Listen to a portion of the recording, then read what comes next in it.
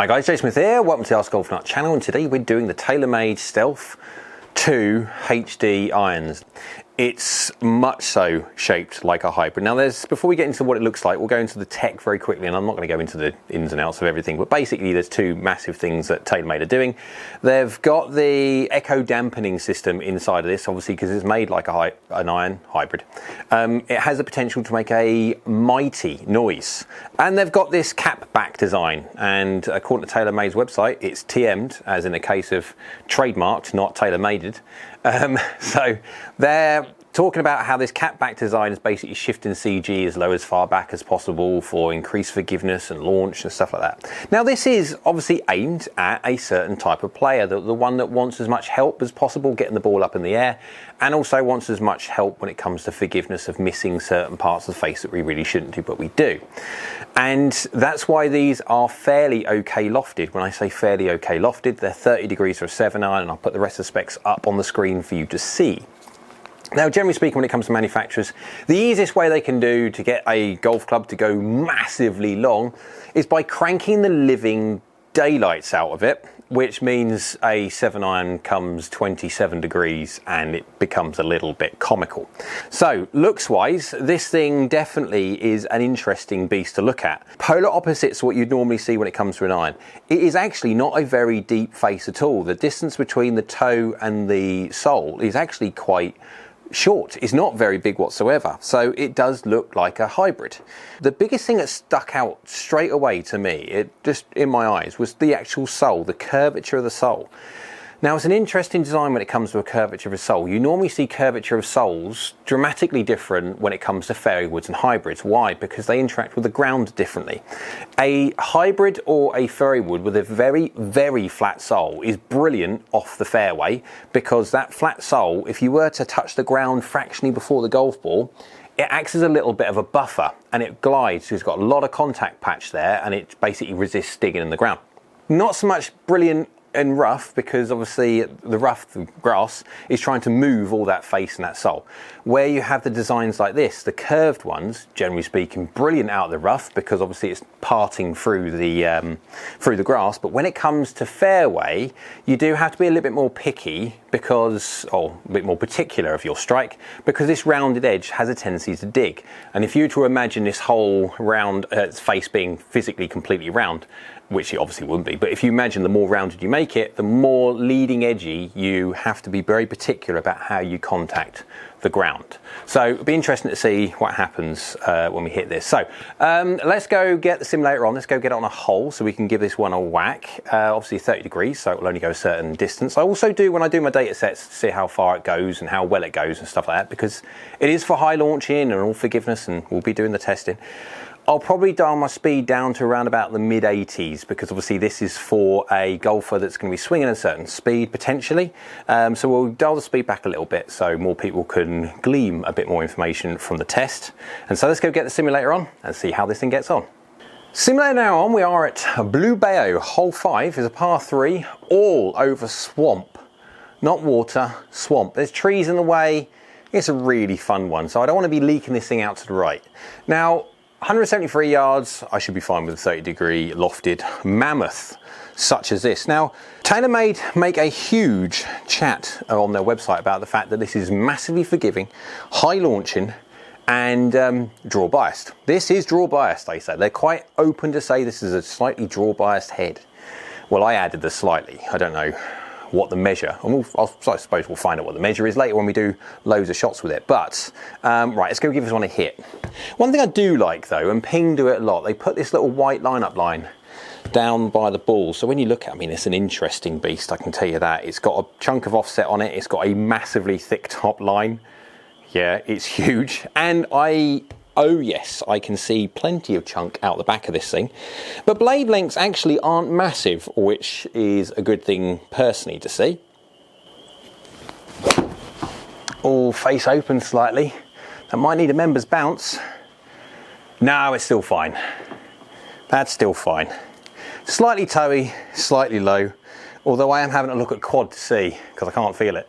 I can feel it's not quite right, but yeah, 90.3 mile an hour clubhead speed, so not too bad. Slightly open face. So 1 degree from the inside and 1.3 open face. That's 2.2 open to target at the point of, and it's an open face, and it's only 5 yards offline. As soon as I hit that, I thought that's going to go far more right than it actually did. Hashtag draw biased. So that's protecting against the right. In that case, I might have to be a bit careful here, because as soon as I start getting a face which is, say, one shut, that might be heading massively left. The sound of it is not quiet, it's not, but then again, it's an iron, it's a hybrid. I've got this in the KBS Tour 120 stiff shaft, just in case the people that care. Yeah, makes no difference to me, but we've had this conversation, we will continue to have this conversation, but yeah, to me, not everyone else, just to me. Oh, that's so bad. This will be interesting. That is really bad. As in, everything about that swing was just poor. Strike was poor, really bad. Path was poor, face was poor. I mean, okay, I'm arguing over a degree and a degree, but to me, that's poor. That's just a really bad swing. And that's done really, really well. Now, I've set the screen to 173, and it should, on absolute full out, get there on the carry. Especially running at this efficiency level. Now, 1.3 efficiency, that's not brilliant, but compared to what it is normally, actually 1.3, that's held its efficiency level really well, considering that strike. That strike was terrible. But again, that's the interesting bit on that one's the low on the face. Now, I'll put your picture on the screen so you can see the dots on this golf club. Now, the interesting about obviously the curvature of this golf club, where I'm putting the dots normally denote the bottom, but because of this sole is so curved, actually in the middle, it's a few millimeters lower than where the dots are. So actually I've got a little bit more room than that would suggest, but that was still thin. That was definitely, it's done really well considering. Toe-y! Feel that. Definitely feel the toe on that one. But again, look. This is a really interesting golf club. My problem I have with game improvement irons, or hybrid irons we'll call it, is that, yeah, I struggle to find middle. When I'm hitting blades or very, very small, it focuses my attention and I seem to pepper the middle much, much more. So when I do a test on these things, I am very wary of my strike pattern, or that glare of sometimes. I mean, look at that, path was slightly across, face was 2.2 open. That's finished 0.9 of a yard offline. Draw biased. So if you've got a slight fade, catch these ones, no fade no longer. Yeah, that's a nice shot. That's going left a bit. That's going far now. Okay, slightly faster swing, 91 miles an hour. 1.35 efficiency, and what's that, 6 mil toe, so that's getting closer to middle. Good delivery, that's still drawing fractionally. The only complaint I can make about it is the fact that I have no feel for it. It's going 38 yards in the air and 50 degrees descent angle, so it's doing like really well. There's nothing wrong with this golf club at all. It's protected definitely the shots that I haven't done very well with so far, and so it's doing good. I mean, 91 miles an hour faster swing, but 177 is not bad whatsoever. 1.35 efficiency is not hugely high. Taylormade make a big thing about how springy this face is. I am not seeing it. Now I'm going to do, obviously, I'll hit one more shot, but I'm going to do a full-on data test with it, and also miss hits to see how springy or not this face is, but also the retention of the ball speed when you do hit far worse than what I'm hitting at the moment, because obviously I'm still within reason. Single digit miss, which is not really that much of a miss. Fast swing again, I think. Yep. But look at that. That's really interesting. Now, path was effectively 0. Face was 1.6 open. Open. That should cut. That ball was drawing, and I hit it 8 mil low on the face. You hit a golf ball low on the face, that will, everything being equal, that will help the ball assist in cutting. That's perfect path, face open, low on the face, no lateral problem, 0 mil heel or toe, whichever way you look at it, and that still wanted to draw. Yeah, These are draw biased, definitely, I would say, and 1.33 efficiency. Not the springiest of faces. Right, so let's go hit this a load of times because we're already getting some information which is I'm finding quite interesting at the moment. Now, obviously, Taylormade making news the fact that they're springy faces and stuff like that. It's forgiving already. I can definitely tell that one. Absolutely. Is it the fastest off the face? No. Right, let's go test it a load of times. Hit heel, toe, high, low, all those wonderful weird places. Just see how good it is. Let's hit it a bit further offline than what we are at the moment when it comes to mishits and see how well this thing does. So guys, after doing a load of shots with the Taylormade Stealth 2 HD irons, let's have a look at the average ball data and all the club head data and the forgiveness side of these hybrid irons to see what the benefits are and how forgiving they are, etc. So let's go straight into it. So ball speed, on average 115.6 miles an hour, launching 19.8, spinning at 5.2, going at 33 yards in the air and 47.1 degrees descent angle. Remember, 45 degrees is the magic number because anything over 45 degrees will stop on any green.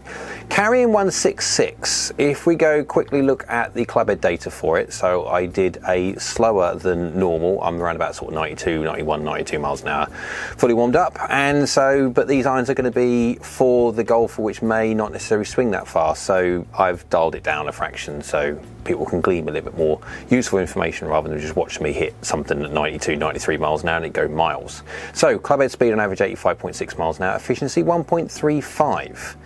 And this is the interesting one. Considering this is 30 degrees aloft for a golf club and I'm delivering 25.9 delivered loft, I was expecting it to be a little bit more springy out of the middle than it was. More on that in a minute. Attack angle 3.6 down, club path 0.8 from the inside, 0.8 open, so little baby push fade as such. So 1 degree from the inside, 1 degree open. Wants to miss to the right a little bit, but it wasn't as mission fractionally left because these are slightly draw biased irons. Loft 25.9 and 2 mil heel for 2 mil low, and standard deviation is on there for everybody to look at and stuff. But we're not comparing golf clubs, we're just comparing one golf club, reviewing one. So if you look at the graphical representation of everything, you can see that the golf club wants to draw the ball very fractionally, even though the delivery was some small amount open and somewhat small amount from the inside. It wants to still draw it, which is going to be great for the faders out there. This club will impact on your curvature and reduce it somewhat. This is possibly the most forgiving iron I think I have ever used, but it does it in a very interesting way. We'll go into it now. The first one here, 85.2 miles an hour, 1.9 from the inside, 0.9 close, so little baby draw, and yeah, it's finished 5 yards offline. Shouldn't normally finish 5 yards offline, that should be fairly central, but again, it is draw biased. 5 mil low, 21 mil toe, so very toey. Very, very, very toey. 26 mil gross away from middle is quite a long way. But efficiency is 1.32, so it's held on to its efficiency really, really well. Remember, 1.35 is the average. Go to the next one here, another toe shot. You've got slightly less of a toe, 84.6 miles an hour, 1.2 from the inside, 0.4 open. 4 mil low, 16 mil toe, so now 20 mil gross, it's still fairly toey. 1.33. So we're gaining a fraction more because we're getting closer to the middle, but it's doing really, really well. Considering we've gone from 1.35 to an average to 1.32, that far off the face to 1.33, it's really holding on to its retention of ball speed very, very well. If you catch one slightly heely, you've got here 84.4 miles an hour, 0.8 across, 0.8 open. 0 mil high, 8 mil heel, so baby heel. That's still wanted to go left, even with a face slightly open and a path slightly across, and a heel strike. That still ended up 4.9 yards left, draw biased. And 1.34 efficiency. Done really, really well. If we then move it even slightly more heel, 84.5 miles an hour, 1.6 from the inside, 0.3 open, 2 mil low, 14 heel. 14, now we are pushing the boundaries of heel now. 1.32 efficiency. It's still doing really, really well. From an average 1.35. Now, if we go to one right out of the screws, as in this is as well as I could absolutely hit this thing I cannot do anything other than hit it where I just did. 84.4 miles an hour, 0.9 from the inside, and 0.0, as in 0.0 when it comes to everything. It's middled, decent delivery. It's still missing left. I mean, 0.9 from the inside and 0 face. That should be just a tiny bit right. But yeah, it wanted to draw it. 8.3 yards, it's draw biased. But 1.37 efficiency, and that is the maximum it will do. Absolutely hit out of the screws, it will do 1.37. Now, the reason why this golf club manages to be as forgiving from its retention of efficiency is I think Taylormade have done something quite sneaky but quite interesting. Most manufacturers make their golf clubs as springy as they possibly can, out the middle, as springy as they possibly can. And then when it comes to the perimeter, they try and make that as springy as they possibly can as well. But obviously they're limited by physics and by the rules of golf when it comes to what they can do with golf clubs. But what it does have the effect of, the middle is ridiculously springy, and then the outsides you get a bleed off. I think what Taylormade have done, I haven't got no evidence for this whatsoever, it is just my feeling when it comes to this, is the fact that the middle isn't massively springy, but it does mean then that the outside edges, which are as springy as they can be, are closer to the middle. So if you get a middle strike, goes X amount of distance, the outside and some of the really interestingly extreme outside strikes aren't that bad, which is an interesting way to go, because normally, again, people will just try and go for max distance, then try and go max help, but you do get a little bit of deviation in front to back going that way.